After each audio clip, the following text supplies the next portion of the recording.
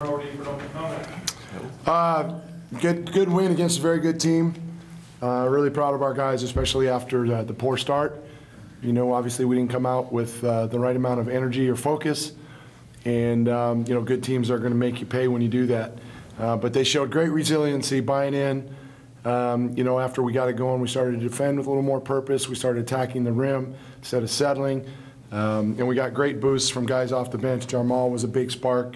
Vic, this guy right here was huge in the first half. Probably wondered why the heck the dumb coach didn't play him much in the second half. But we put Vic in there, and we were kind of rolling with the lineup. And we put him in, probably, I apologize, because he had been sitting forever, and I threw him out there to give Vic a quick spell for the stretch run. He's like, Coach, Vic's playing great. We're rolling.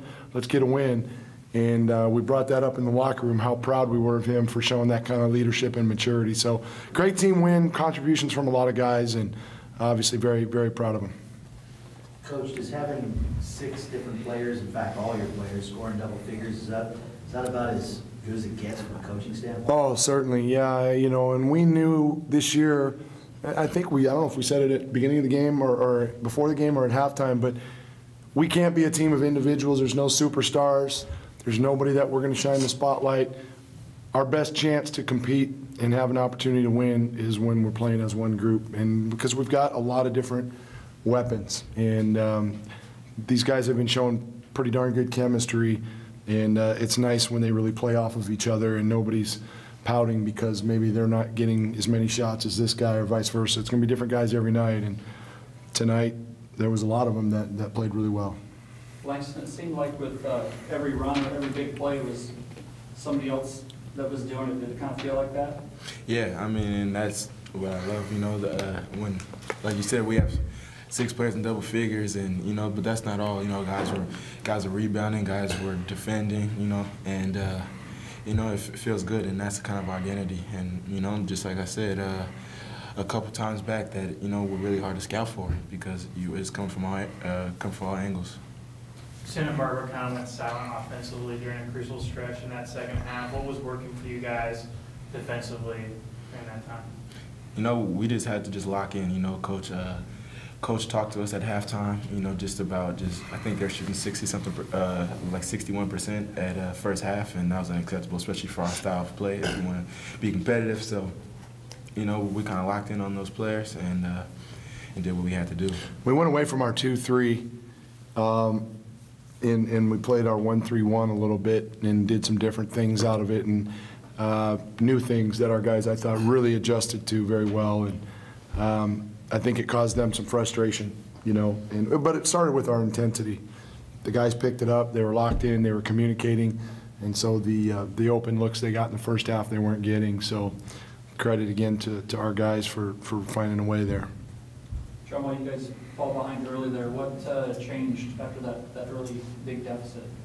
They just got to a hot start. You know, that's what I believe. I feel like they got to a hot start. We came out a little sluggish, and you know, we just knew we had to pick it up before it was too late.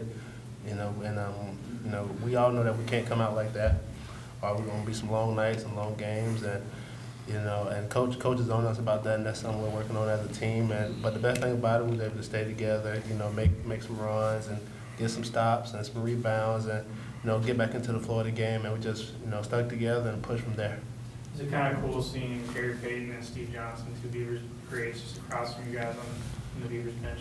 Did you notice that? Yeah, definitely. You know, they're starting to be regulars here at Gill now, and you know, we're starting to see a bunch of people from the past, you know, just to kind of you know, talk to us on the side and teach us about the tradition here, and that's what we're doing, and we're trying to bring it back.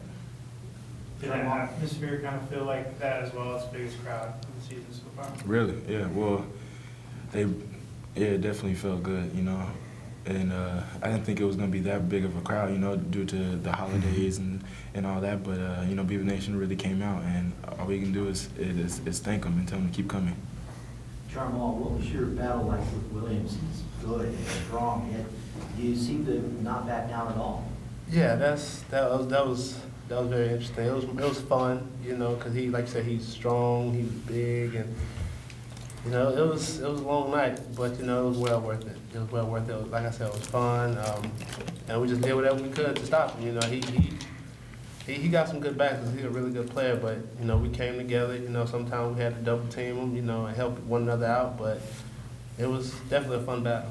It seemed like all your points kind of came the same way, just kind of attacking the basket. But you just want to be aggressive out there, man? Yeah, I know. Like once we got in foul trouble, I wanted to attack him a little more. You know, part of the game plan. Once we saw we got him in foul trouble, so we always just attacking him, and you know, we all just try to take turns and work through it the best way possible.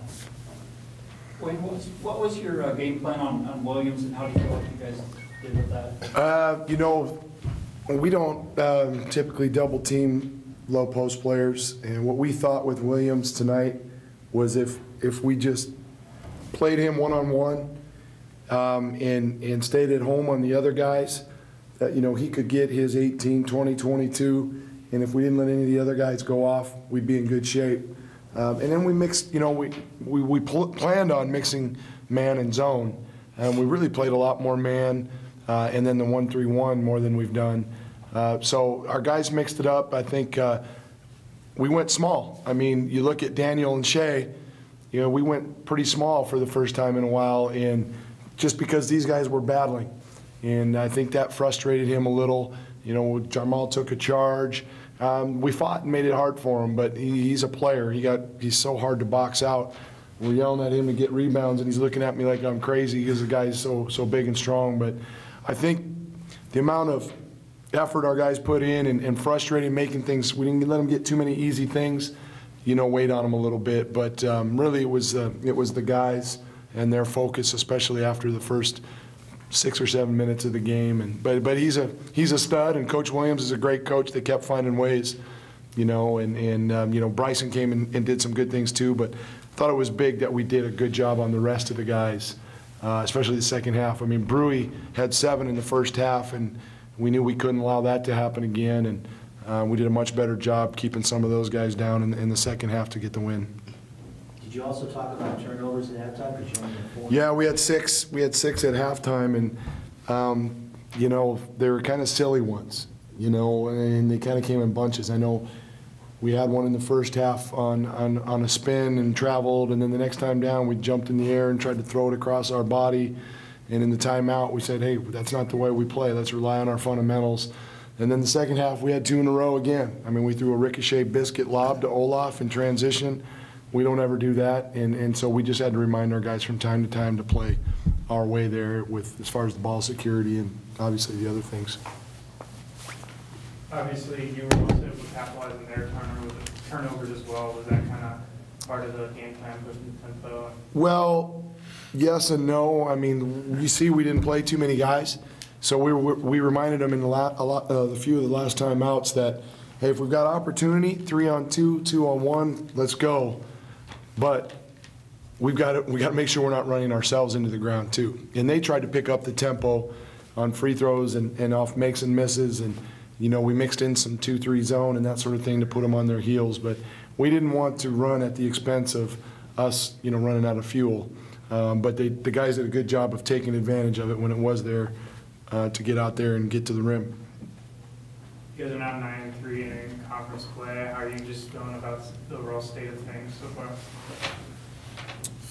I'm feeling satisfied. Yeah. It doesn't matter now. Yeah, I mean, it's kind of second part of the season. You know, we could forget the 9-3 now. We're starting conference, and you know, all we think about is the Ducks. So. It's good. Thanks, gang. Go Beavs.